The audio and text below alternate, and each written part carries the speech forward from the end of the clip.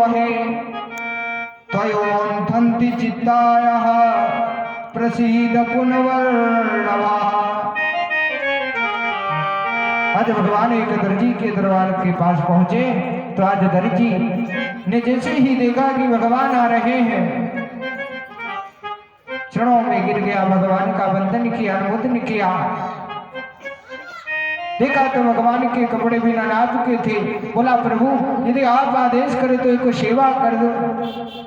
कन्हैया बोले क्या करना चाहते हो, तुम भी मारना चाहते हो? बोले नहीं प्रभु मैं आपको मार कहां सकता हूं, मैं तो आपका भक्त हूं। ऐसा सुनकर के कन्हैया ने कहा ठीक है बताओ। बोले आप कुछ देर के लिए यदि ठहर जाएं तो आपके इन वस्त्रों को आपके नाप का बना दो। आज वह दर्जी भगवान के नाप के वस्त्र बनाने की बात क्यों करता है? क्या एक दर्जी भगवान के नाप के कपड़े बना सकता है? कभी नहीं बना सकता, क्योंकि भगवान सर्वस्व में व्याप्त है। एक दर्जी कहां तक व्याप्त है? जहां तक उसका आयतन, उसकी काम करने वाली जो सिलने वाली मशीन है उसका आयतन होगा उतना तक ही काम करेगा, इसके अलावा वह काम नहीं करेगा। हमारा शरीर है, इससे चाहे जितना काम करो आपका ये शरीर खत्म होने वाला नहीं है। आप ये मत सोचो कि मैं राम का जाप करने लगूं मेरी जिह्वा चली जाए। आप जितना ही जाप करोगे उतना ही आपका शरीर स्वस्थ होगा, आप पौष्टिक होंगे, आप सात्विक होंगे। परंतु जब भगवान के नाम को जपोगे तब होगे। बोले कृष्णचंद्र भगवान की। इस प्रकार से उस दर्जी का उद्धार करके भगवान वहां से आगे बढ़े। देखा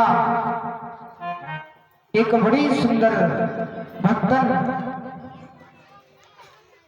जो भगवान की भक्त करती थी, एक हाथ में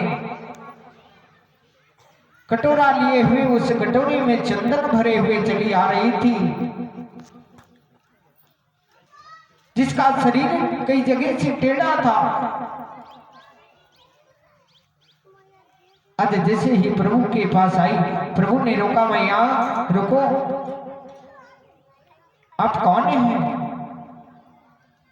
आपको नाम का है? तो आज बताया लाला मेरा नाम कुब्जा है।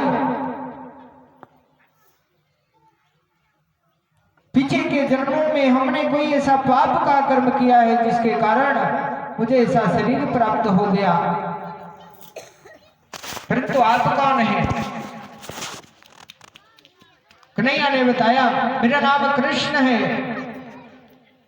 मैं ब्रज से आया हूं अपने मामा के यहाँ मामा से मिलने। आज जैसे ही कृष्ण का नाम सुना वह कुब्जा रोकर के चरणों में प्रणाम करती है, प्रभु आपके दर्शन पाकर के मैं कृतार्थ हो गई। आज कन्हैया कहने लगे मैया ये चंदन किसके लिए ले जा रही है? तो कुब्जा कहने लगी बेटा ये चंदन राजा के दरबार में, कंस के दरबार में लेकर के जा रही हूं, परंतु यदि तुम्हें चाहिए तो मैं अपने हाथ से तुम्हें नहीं लगाऊंगी, नहीं तो राज धर्म के विरुद्ध हो जाएगा। क्योंकि राजा का यहाँ का चंदन है और यदि मैं अपनी मर्जी से किसी और के तो दूं तो इसमें मुझे पाप लगेगा, इसलिए मैं नहीं लगाऊंगा। आप अपने हाथ से लगा लो। भगवान ने स्वयं अपने हाथ से चंदन लगा लिया। कुब्जा बड़ी प्रसन्न हुई। आज कुब्जा का भी भगवान ने उद्धार किया। उसका जो शरीर टेढ़ा था भगवान ने अपनी कलाओं के द्वारा उस शरीर को सीधा कर दिया। कुब्जा का उद्धार करके भगवान आगे बढ़े। आगे जाकर के जैसे ही देखा कि धनुष मुखशाला तैयार है, धनुष मुखशाला के बाहर मुख्य प्रवेश द्वार पर जैसे ही पहुंचे तो देखा कि दरबार पर ही एक पागल हाथी खड़ा हुआ है और बहुत सारे दरबार हैं। जैसे ही कृष्ण और बलराम की डोली पहुंची तो आज उन सभी जो दरबार में खड़े हुए थे उन सभी ने कृष्ण और बलराम के ऊपर आक्रमण कर दिया। जब आक्रमण कर दिया तो कृष्ण और बलराम ने उन सभी को मार गिराया। पुनः मदमस्त हाथी भेजा गया जो पागल था। आज वो हाथी जब भगवान के सामने आया तो उस ग्वालिया पीठ हाथी को देख करके भगवान गद में एकाग्र हो गए। एकाग्र होकर उस गज को एक नजर से देखा, क्योंकि अगर ज्यादा देर दृष्टि उस गज की भगवान से मिल जाती तो वो शयन नहीं कर पाता। इसलिए भगवान ने एक दृष्टि सिर्फ उस पर डाली, सब शांत हो गया।